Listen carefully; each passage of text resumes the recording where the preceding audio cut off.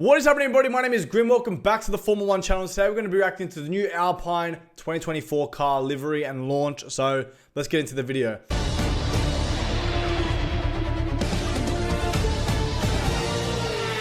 you, Daniel. Go. Thank you,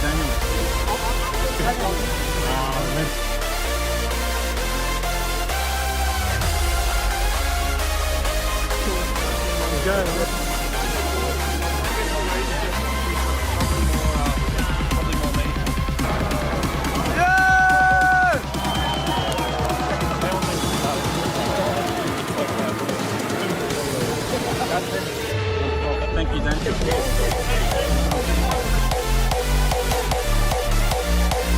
Alright guys, so today we're going to be reacting to Alpine's 2024 car livery. I have seen the photos, I have a real honest opinion about this, but let's get the actual video underway. Alright, let's play the video, watch their launch, and let's have a look, guys. Now, obviously, this is probably the most disappointing car we have on the grid. Now, after I gave shit to the Stake F1 team, saying I didn't like it, this has to be the worst car on the grid, and I'll tell you guys why in a very big moment. Listen.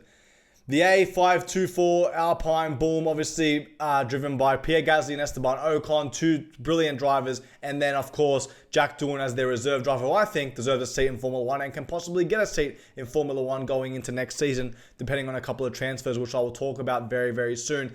Listen, the colorway of the pink and the blue look absolutely awesome, but my God, there is so much freaking black on this car, and we know what they're trying to do. It's too much carbon. They're going to scrape all the paint back and make it as light as possible. But this could be actually good for Alpine in the sense of speed and, you know, trying to maximize the speed of the car going into the 2024 season. Can we see Alpine fighting for podiums? Maybe, but honestly, the car is very, very, very plain, man. Very plain. Obviously, Alpine teased a pink car, and obviously they're going to probably be running two different cars because of the BWT sponsorship, but that is the Alpine 2024. And then there's a couple of people talking. Here's a look at it. Look at that, man.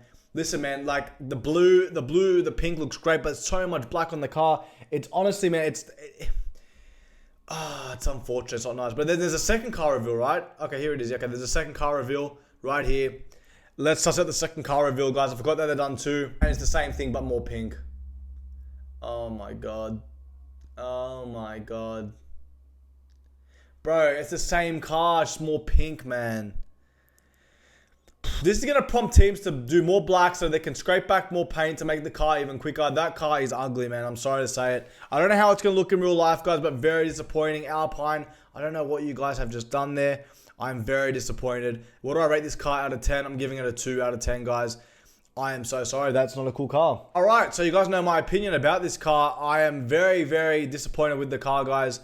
I'm not going to lie, and it's very disappointing what you guys at Alpine have done. Now, listen, they teased massive color wave with the pink and stuff. I felt like they said it on the T1 podcast, and I was listening to their reaction to this, and they were saying maybe they had an original plan. They came out last minute to, you know, put this, like, we'll put less colors in this car to make it the car lighter, because obviously they must have seen something on the simulations, but at the end of the day, the car is not nice, guys, compared to what other teams have brought out. Now, they're saying, could this prompt Ferrari to do something like this? I hope not. Listen, man, I know that you want to save time and go quicker, but there should be a rule indicating that the car has to be covered with most, like maybe it's, I don't know, 75% of paint on the car, and therefore I can scale it because that car is not nice. It looks ugly. And out of all the cars, it's probably the worst car. Now, I feel like Stake F1 team looks absolutely amazing. I feel like the Haas is better looking than the Alpine. Can you believe it? The Haas, man. They both got a lot of black on it. Well, actually, all three cars, Alpine, Stake, and Haas have a lot of, you know, a lot of black on it just for the carbon. So that sort of sucks. But, you know, out of all that, probably Sauber's the nicest. And honestly, Alpine comes in last at the moment. I can't wait to see what, I guess, Mercedes and Ferrari can bring out. But very disappointing from Alpine. I'm not going to lie to you guys. I hope the car's quick and I hope it's competing for them to do this. Honestly, I really do. I'm not going to lie. I'm very disappointed with what Alpine have done. Launching two liveries for what? There's no point. You guys have done nothing. It's unfortunate. Now, let's go to the driver pairing of Esteban Ocon and Pierre Gasly. Now, who do I think is going to get the better out of these two? I personally think Ocon's going to beat Gasly at the end of this season, but I have a feeling Ocon could possibly make a move to Mercedes Formula 1 team at the end of this season. Listen, they're both out of contract. We'll see what happens. There's a seat at Mercedes, but then obviously Alonso sniffing around. Maybe that can happen. Or one of them might go to Aston Martin. Or both can do a move. Maybe one to Mercedes, one to Aston Martin. we don't know what's going to happen. But then what's going to happen with Alonso? I don't know. There's a lot of things. But my opinion is this. For the Mercedes team, we have Esteban Ocon, Mick Schumacher, and Fernando Alonso. They're your top 3 guys that are possibly going to get a seat, with Valtteri Bottas lingering in the back, maybe. Now, this is good for Jack Doohan, who I think deserves a seat in Formula 1. I really highly rate Jack Doohan and what he's done in previous formulas. Does he deserve an Alpine seat? Yes. Is there a seat for him? No, because obviously Alonso left and they got a really good driver pairing now of Pierre Gasly and Esteban Ocon, who are both performing pretty well. I can't wait to see the inter-team battle between them two and to see what they can pull out of the bag. Listen, Ocon's a hidden talent. Would I like to see Ocon at Mercedes? Yes. What I'd like to see is this. This is what my dream transfer would be. Alonso to Mercedes for 1 or 2 more years. Alonso goes, retires. Then Ocon goes to Mercedes, gets his chance at Merc. Leave the seat open for Jack Doohan. Then maybe Pierre Gasly goes to Aston with Mick Schumacher pairing with Jack Doohan at Alpine, and then Mick Schumacher comes back in the mix. But then we say Mick can go to Audi. Listen, it's going to be a crazy driver transfer coming mid-season / end of season. We're going to see what happens. It's going to be very, very interesting. But I think maybe Alonso to Mercedes could actually possibly be on the cards, guys.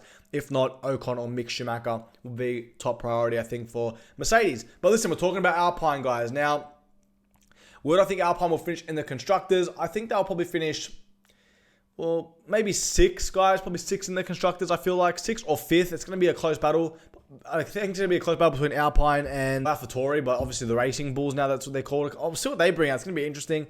Hopefully they can bring out a nice car with Visa and stuff. But we'll see what happens moving forward with the teams about to release other cars. So yeah, we've got preseason testing coming up, guys. I'm going to be covering preseason testing for you guys. Maybe I might go live. We'll see what happens. I don't know yet. But that's the Alpine 2024 livery, guys. Tell me what you guys think about it. I think it's plain. I think it's simple. I think it's not that great. It's a 2 out of 10, man. It's not that great. Let's see what they can do, Alpine. I'm interested to see. Bring on preseason testing. We've got a few more car launches to go. Thank you guys for watching. Hope you guys did enjoy. Follow the Instagram down below. Like the video. Subscribe to the channel. And I'll see you guys in my next Formula 1 video. Thank you.